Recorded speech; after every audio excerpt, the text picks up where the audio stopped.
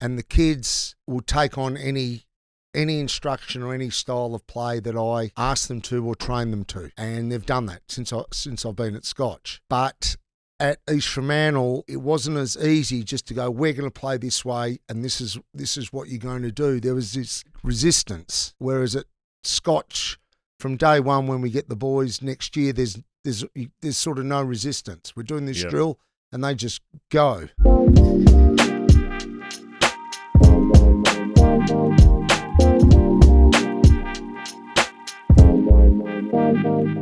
Have you ever seen First Take? No. You haven't seen First Take? No. There's a show called First Take. His name is Stephen Smith. So Stephen A. Smith takes his first take, and they talk about a whole realm of things. I mean, it could be not AFL, it would be NFL, baseball, basketball. So he does it, and he has his own little special take. It's called First Take. This is going to be Second Take. This is going to be Second Take. All right. So, Coach, I looked up your playing, and you've had a remarkable record for your era.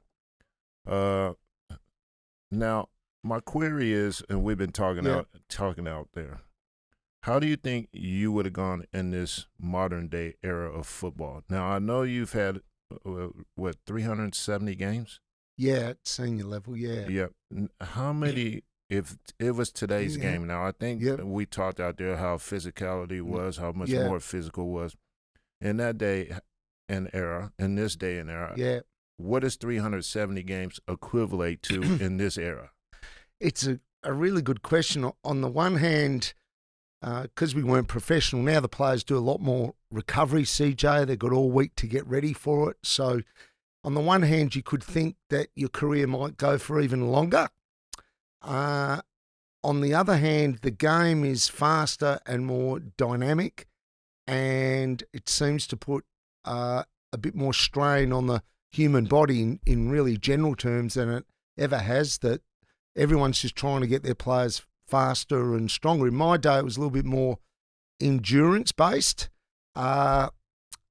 Look, personally, I don't think I would have played for quite as long. I wasn't the quickest player. I was more skills, I guess, in close play, game sense style.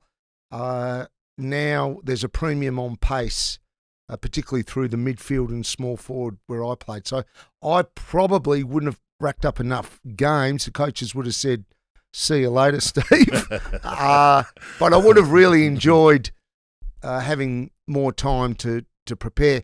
And recovery is so much better. And the one thing that if I had my time again, I would spend more time doing a proper recovery post-game than I did. Gotcha. So I watched some footage. So the front bar, which I seen, which was hilarious, and it appeared the way the guys were saying that you were a ball magnet. So in today's game, you'd be a ball magnet.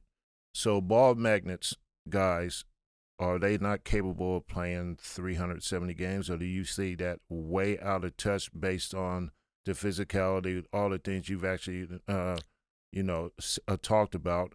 Do you think it'd have been cut it shorter? Do you think 250 be realistic, or do you think 300?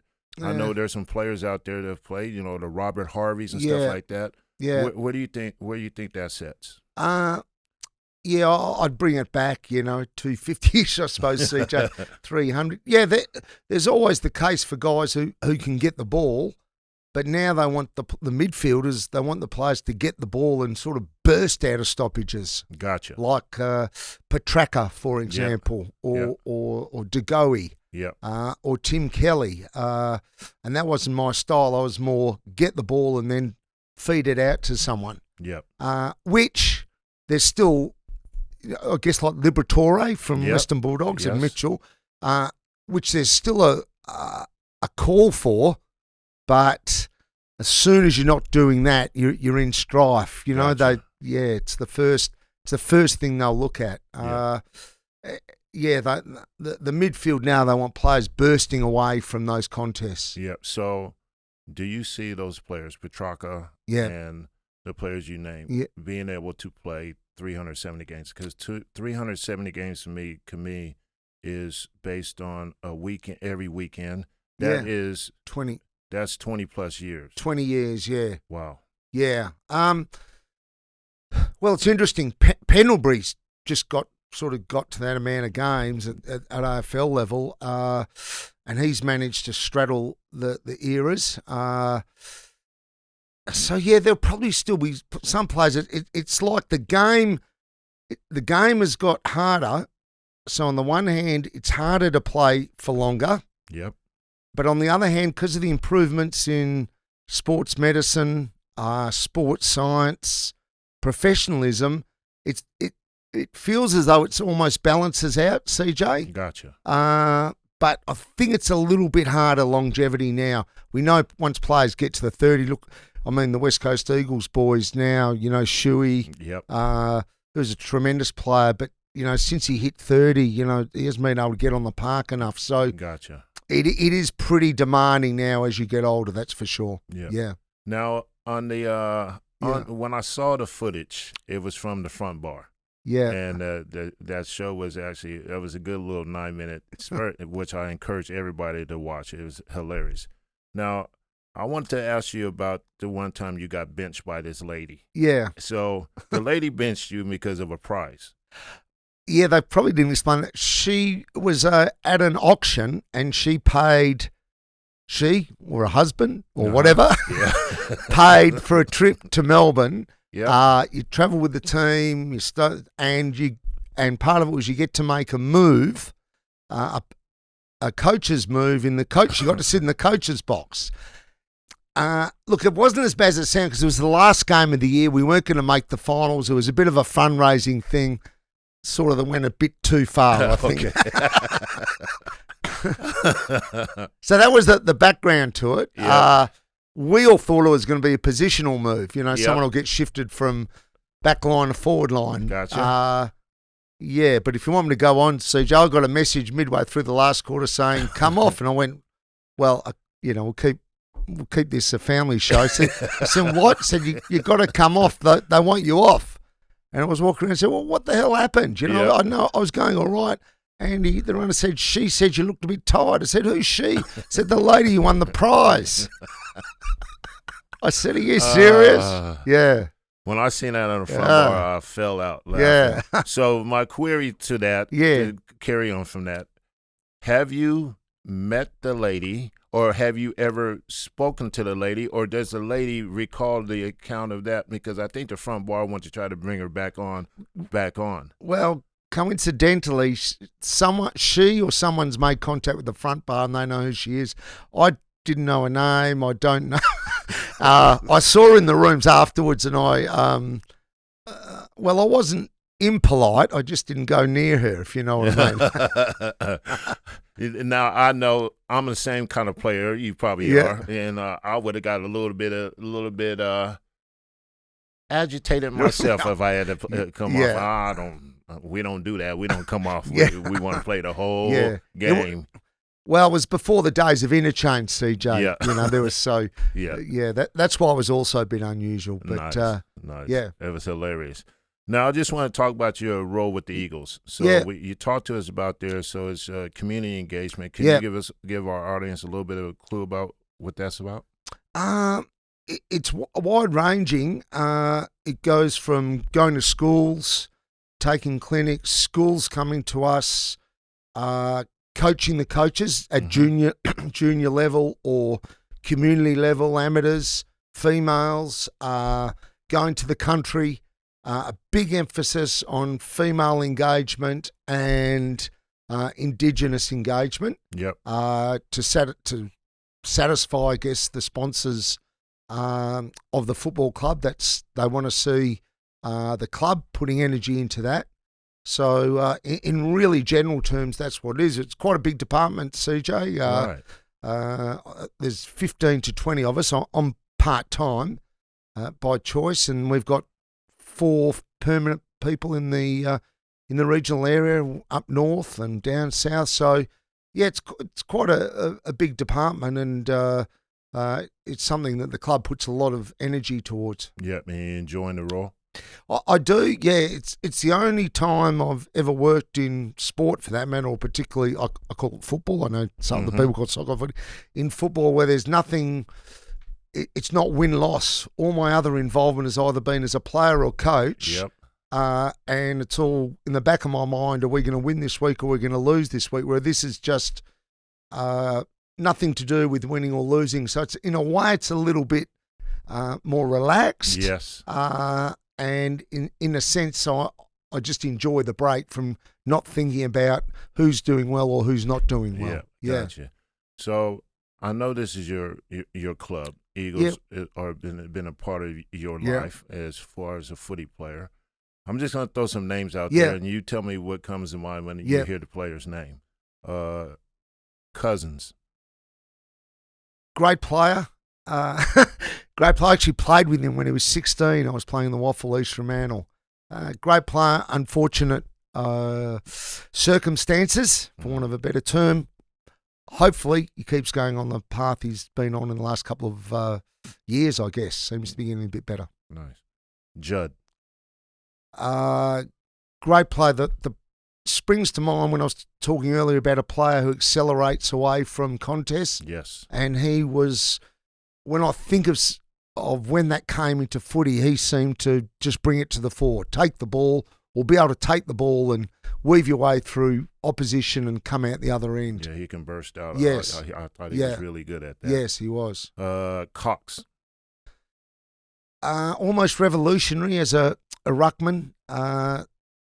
Used to get 20, 25 possessions as a ruckman, and that's because he was mobile and read the play well. Might be a bit over the top to say revolutionised ruckman, but he was borderline revolutionary as a ruckman. Yep. Put it that way. Yep. Now we had a student at the school. His name is Dardane. His stepfather is Ashley Sampe. So I'm gonna throw that name Sampe to you. Yeah. When his name comes to mind, I just keep thinking of a great mark he took. Absolute flyer. Huh? Yeah. I think of a great mark. Yeah. Kelly, Tim Kelly. Magnificent evasion and weaving. Yeah, and a little bit like Judd, probably not quite as explosive, but gets the ball and gets out of traffic pretty quickly. Yeah, I'm going to throw a couple more names at you. Nick Nat. The best tap, not necessarily the best ruckman, but the best tap ruckman I've ever seen. How he manoeuvred the ball, he sort of had like a 360-degree ability. He could tap it anywhere on the compass. Yes. And he could also tap it. He was probably the first one I saw not necessarily tap the ball to a player, but he would tap the ball out like 10 metres, and a player would run onto it. And the most brilliant tap exponent I've ever seen. Yeah, that's his basketball ability. Yeah. Now, the last one is Coach Simpson. Now, I know there's some speculation and everything, and you and I being coaches, we can indulge into this, but I just feel that when in today's game, if a team's not doing well, it's a coach's fault. If the team's going well, it's the player's fault, right? Yeah. Where do you think he sits with the club? Because I think the club have a lot of faith in him, and the players do. I think. What's your feeling about that? Well, as coaches, we know it's very hard to coach when you haven't got your best players available. Mm-hmm. And in the last couple of years, he's had a lot of his better players unavailable. The question that keeps getting raised is, and I'll almost throw it back on you, CJ, that gets thrown back at Adam is, well, you're the coach. How come we had all these injuries? Don't you oversee that? Yeah. And that's where there's a little bit of grey area. Right. I don't think many people would have expected the team to play better or win more games with the team he had on the park most weeks. So that is a key thing. So it's really how much responsibility falls to him for so many players being unavailable. Yep. And the other one was the 100+ point losses. That also sort of has told against him and thinking you should be able to limit the damage. Yes. So those are the two things that get levelled at him. And So, yeah, I'd be interested in what you think of those two things also. I think in some respects, the injuries, yes, he is the man in charge, but it's pretty hard to put the total responsibility on him. I would judge him on how did he go with the players he had available. But anyhow, I'm interested in your view on that. I kind of feel the same way you do about that. I think when you have monumental losses now, yeah, you do have to kind of minimize that, but you can only play with the best players you have out there. And a lot of those players, to me, were not as experienced. Yes. So if you don't have experience out there, then you play against a team that's got guys who've played 150, 200 games. Yeah. I'm not sure you can expect that kid to actually pull it up and really go at it the way he's supposed to. Yeah. Because if I'm not mistaken, I'm not sure about the Eagles, but I'm not sure if they've been having to elevate the players from the waffle earlier. So if they are elevating those players early, they're in the waffle for a reason. To me, they should be playing in the waffle. Yeah. If they are elevated early, well, the expectation on that kid is way too high. But the 100-point losses, especially when they've come back and they've had some pretty good games against Essendon, I think that, there's got to be some responsibility on both the players' part, because players you need to buy in too. Yeah. And the coach has to have some responsibility. So I really do. I really do back him. I think he's a really good guy, and I think he'd be a really good keep his job. Yeah. Yep. The last 4 to 5 weeks, from a developing team point of view, they got thrashed by Fremantle. That was bad, but 4 of their last 5 games, from a developing team point of view, have been quite good. I agree. Yeah. I agree. You could, if you're him, you'd be going, hang on, in the last month and a half, we're showing we're on the upward trend. Yep. For a while there, didn't look like that was happening, but that can happen. We've coached where, you've plateaued and things aren't working. It'd take a while for things to sort of click a little bit. Yeah. Yeah. Yeah. Now, just want to talk about your coaching. Yeah. While we're talking about Coach Simpson, you coach at East Frio Sharks for how long? 4.5 years, yeah. Yep. How was your experiences there? We did reasonably well. I don't know if I sort of learned a lot, but there was a few things that, if you had your time again, you'd do better. The one thing that sticks out with me is I was the most passionate, enthusiastic, serious person in the club. Right. Which is okay, but I think I needed to. It only occurred to me, afterwards, that I didn't understand that others weren't like that. Yeah. And I used to get frustrated. I couldn't understand why I got frustrated. And when I look back, I think you were getting frustrated because you were so passionate, so enthusiastic, and the others weren't. And that includes the players. Correct. And so I probably just need to harness my enthusiasm and desire for success a little bit and align it a little bit more where the players and even some of the other coaching staff were at. They're very part-time, almost volunteer. Yeah. And I get on well with them and got on with them and still do, but I was probably a little bit too firm on them also, So I thought was okay because I was trying to raise the bar in terms of standards. Yep. But I think I just pushed it a little bit too far. But in saying that, I think I did achieve, quite good success. But to achieve even more, I reckon I just needed to have a bit more of an understanding where everything fitted. Yeah. Not including kicks, marks, and handballs, if you know what I mean, CJ. Yeah. So I understand what you're saying. So I'm going to throw it back at you like this. Yeah. If we are players and we've played at a high level and we've had success at that high level, we come into coach. We feel that we bring that player part into coaching. And I've been part of NBL 1 for a while, so I feel the same way, that if I'm bringing the energy level, I'm trying to raise a culture around that club that that everybody needs to buy into. If you can't Yeah. buy into it, I'll just go get it, find another kid. Yeah. So I understand what you're saying about that, but if you are playing and you've played as many games as you've played, and the energy is high when you play, the intensity level is high when you play, well, it only is fitting to me that if we go into coaching, that I'm bringing the same amount of energy, the same amount of drive, the same amount to bring these players, bring this staff up to the level. So I understand what you're saying about that, but we shouldn't have to lower our standards. No. Right? Yeah. We don't have to lower our standards. Maybe it was all meant to be, you know, maybe 4 or so years there was enough, you know. Maybe I wasn't a 10-year coach of that club because of that, those things you're saying. So maybe it was all, you know, meant to be to a certain extent, you know. Okay. Yeah.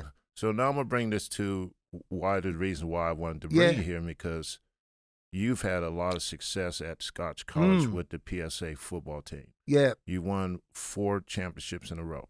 Yeah. Is that correct? Yeah. And then you've come from East Fremantle to basically a PSA sport. What has been the biggest differences or things that you've seen going from Waffle to PSA? Yeah. So what I feel when I'm at Scotch is I coach a style of play exactly how I want it to be. And the kids will take on any instruction or any style of play that I ask them to or train them to. Yeah. And they've done that since I've been at Scotch. But at East Fremantle, it wasn't as easy just to go, we're going to play this way and this is what you're going to do. There was this sometimes a little bit resistance. Gotcha. Whereas at Scotch, from day one when we get the boys next year, there's sort of no resistance. We're doing this drill and they just go. Yeah. That would be the primary thing. And the second thing is it's I don't know, it's like a point in time. It's like it's taken me 30 years to hit a sweet spot in coaching. Gotcha. 20 years, and it just feels like I've been doing the same stuff, but it's finally come together. I've cut out the rough edges in what I do. I've worked out this doesn't work. I've worked out this works. And the group of players that I've had fit into that framework snugly, and my coaching staff fit into that. It's just like, it's taken like a 20-year apprenticeship to come to come to a sweet spot, and sooner or later the sweet spot will go, because I think that's the nature of sport or coaching, but that's what it's felt like. Yep. The buy-in is there for high school students, I believe. Yes. Coaching, I've coached NBL ones. I said it was semi-pro. Yeah. And the buy-in from a high school player to a semi-pro athlete is a little bit different. Right. To me, a buy-in from a high school student, because they just all ears, they eyes, ears, they focus in on you. They, okay. Yeah. You've done it at a high level. I can do that. Yeah. Right. Whereas an NBL one or a Waffle player that might have already played, or have their own thought process, which to me, I think I like the high school level. I like the high school level of coaching. And the boys are, what's the word? Literal might not be the thing. I remember during the season, I showed a clip, because our games we get vision now. Yes. So I show the boys on a Monday night vision, and I said this was a really good example. I think the boy was Nick Langsford, who got the ball and he kicked it forward to Jet Sibasato, who was a one-on-one, but he was in the pocket. Normally I don't like going to the pockets. So I said to the boys, it's crowded elsewhere. This was a good bit of play by Nick. He saw Jet one-on-one and he kicked it to him. Well, what do you reckon happened the next week, CJ? The first four times we went forward and they saw Jet one-on-one, they kicked it. And I said, I didn't actually say you have to kick it to Jet all the time. Yeah, but that's with, they take it literally. But that's right. Yeah, but that's an extreme example. Yeah. But, You've had great success at the school. I'm going to ask you this. Yep. Which one has been the hardest? Which championship has been the hardest out of the 4? The first one to me is hard to win. Yeah. To repeat is right. Yeah. When you go 3-peat, it's just a whole different, and 4-peat is just a different plateau. Yeah. And you've won a 4-peat with these students, with these young men that have turned out to be fine athletes elsewhere. Yeah. I'm just wondering which one of the championships has been the hardest. I would think the second. We had a talented team, but and in some respects we had a lot more talent in some areas than we had Elijah Hewitt, who's now in the Eagles, was a midfielder, for example, and he could, there's a couple of games where in just 10 minutes he's turned the game. Gotcha. Yeah. For example, but they needed quite a little bit more management, and that wasn't Elijah. There's a range of other players that they needed a bit more ongoing management just to keep them on track and playing as a team. Plus, the last game that we needed to win outright, we were behind midway through the last quarter to a good team, Hale, and we managed to get up and win. Whereas in the other times we've won, by last quarter of the last game, we've had it won, so to speak. Gotcha. So yeah, probably that one, CJ. Yeah. Probably that one. No. But they're all, and what you've alluded to is, this year's hard. Every team's gunning for you. That's right. And I actually tell the boys that. Yep. I say, boys, when you play first 18 for Scotch, just be aware that it's going to be hard because every team has circled that fixture and they're coming out for you. Yep. Now, I spoke to you in the lobby and I told you that I was at Mater Day. Yeah. Doing basketball. Now, I know there's quite a few Mater Day boys that know about Scotch College and about the football program. Yeah. So my query to you is this. I know you've taken them to enormous heights. Yeah. Where does the PSA sit in Australian football as a competition? Is it 1, 2, 3, 4, 5, or do you think the Melbourne teams are that much better, or are we close to? Have we ever had the test to see are we as good as are we as competitive? Are we the number one? Do they have a competition like that? No, they don't. I'd love one. This year's we went to Melbourne, CJ, for a trip, and we played Xavier College. Yes, and it was on the eve of the season, so they were ready to go. They were playing 9 days later. It was their final practice match and ours, and they beat us by 5 points. We led nearly all game. We made a bad mistake later. we had 4 or 5 of our better players couldn't make the trip for various reasons. Okay. Now they finished 4th in the competition over there. They beat us by 5 points. So I really enjoyed the game because they actually play a little bit different style as well. Yep. So I came away thinking we're probably up there against the Melbourne teams. If Xavier are 4th, I reckon we'd mix it there. Mightn't win the comp over there, or mightn't be 1st or 2nd, but Xavier are a pretty good school, and it was line ball game, and we had a few players out, and we played in Melbourne. So I think we handle ourselves pretty well Australia-wide. At schoolboy level, there's a lot of interest in the PSA. I have a lot of people who I bump into regularly away from the fixtures who used to be at Scotch. They know what's going on, or Aquile or Aquinas. Yeah. There's a lot of people who don't come to games, but they know what's going on in the Alco Cup footy. They probably do in the basketball. They just don't talk to me about the basketball. Yeah. No. So there's a lot of even the CEO of the Eagles asked me regularly, Trevor Nisbet. Yes. How's the piece? The boys at West Coast too. Nick Nat, how'd you go on weekend? Yep. Yeah. Yep. Yeah. The PSA, I think, if they had a yearbook, would be able to illustrate the amount of professionals that's come out of this competition. Yeah. Based on that alone, is it one of the top competitions? So, I mean, that list is very long of players that have came out of PSA, out of these schools here, and went straight into AFL, playing AFL for different clubs. And that list is a very long list. Are we one of the, for say, better comps at producing those players? Yes, we are.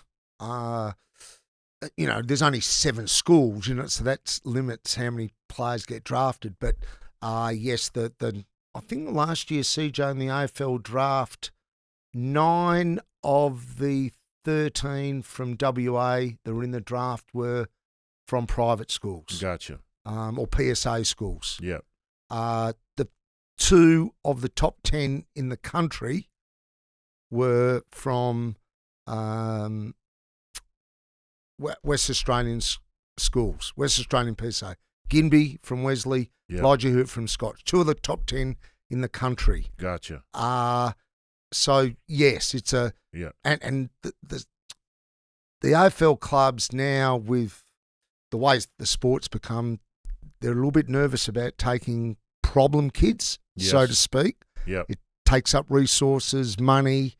They don't want to be on the front page. They want to be on the back page of the paper. They don't want to be on the front page of the paper. For the wrong reasons. The PSA kids, and it's a real generalisation. Yep. And I was a state school boy, so I'm not, not denigrating state schools at all. I'm a state school boy. The whole family was. But the PSA kids can come across more rounded. Mm-hmm. Not as, got not as many issues in general, for want of a better term. That's not saying they're perfect kids. Yeah. Yeah, and no one who's perfect anyhow. But you know what I mean? But they got the ingredients. The system. Based on, yes. Correct. So there's 2 players I wanted to query you about, which you've coached, is Dan Curtin and Cohen Livingston. Yeah. Where do you think they sit in this next coming up draft?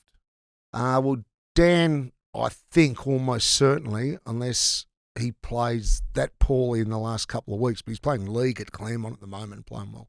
I'm pretty sure he'll be in the top 5 in the national draft. Yep. Well, going to be in the top 10 at least, but probably top 5. Cohen, I think, will probably get drafted, but down the back end, so to speak. Gotcha. He's been playing ruck, and he's 199 centimetres, and now they're saying as a ruckman you need to be about 205. Yes. So if he was 205, he'd probably be in the top 20 or 30. But they're not sure whether he's going to be a true ruckman. Yeah. More a ruckman forward. But I think both will get drafted, one at the start and perhaps one at the end. That's nice. Okay, I'm going to, this final question, I'm going to change gears a little bit.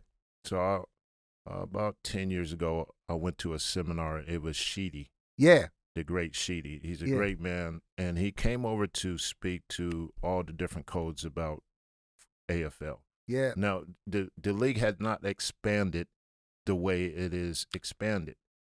So, and he said this to all of us. He said, listen, we're going to take basketball players. We're going to take hockey players. We're going to take soccer players. We're going to take this whole range, and we're going to make them AFL football players. And it is similar to the NBA. So the NBA is a global thing now because there's so many players come from all different parts of the world. With the actual football and them taking this female athletes playing, which is fantastic for the women's sport, where do you see the sport going within the next 5 years? Yes. Well, we spoke, before we came on about the potential for Sudanese, very athletic.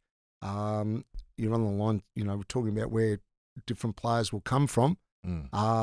For example, just on that with the different sports, I mentioned Pendlebury. He was a really good basketballer. Very good basketball. So was Petrarca. Petrarca. That's right. Yeah. Pendlebury is a very good basketball player. So a lot of those guys play basketball. Yeah, and I coached with Paul Roos. Gotcha. When I was an assistant, and when we would go to the draft, he was always interested in kids that played. He loves basketball. He played basketball at a high suburban level.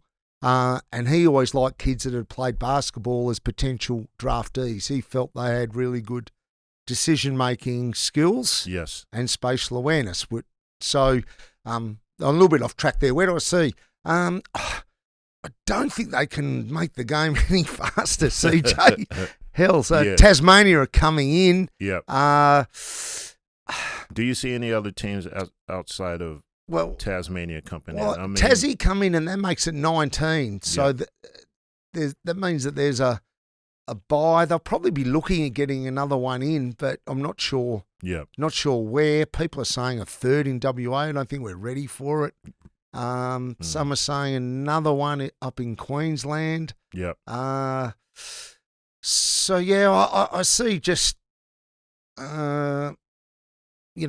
what could I say? Not much change. Mm-hmm. There'll be, gradual improvement in tactics and strategy and that, but just not a lot. I can't see a lot of radical changes. I think we've reached a point where the administrators, I think, will just let things settle for a little bit. Yeah, I feel. Yeah. And then there'll be some other surge. I mean, with the women's, I guess on that side they'll be. Worried's not the right term, but they'll be cognizant that soccer might have a surge. I think all sports would be factoring that in. Yes. Yeah. Yeah. It's been great. Yeah.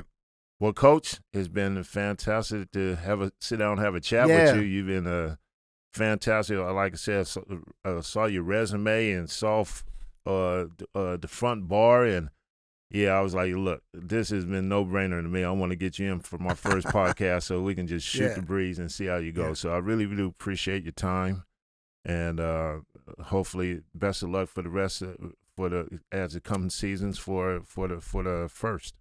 Yeah, thanks a lot, CJ, and I enjoy coming and watching the basketball at Scotch, and we look forward to having you. And I like when the boys talk a bit about CJ and basketball coach, and I said, does he tell you off? They go, yeah. And I said, oh, good. Yeah. Similar style, baby. Similar style. So they get good coaching in summer, then you've done all the hard work. You can smash them and win them. Yeah.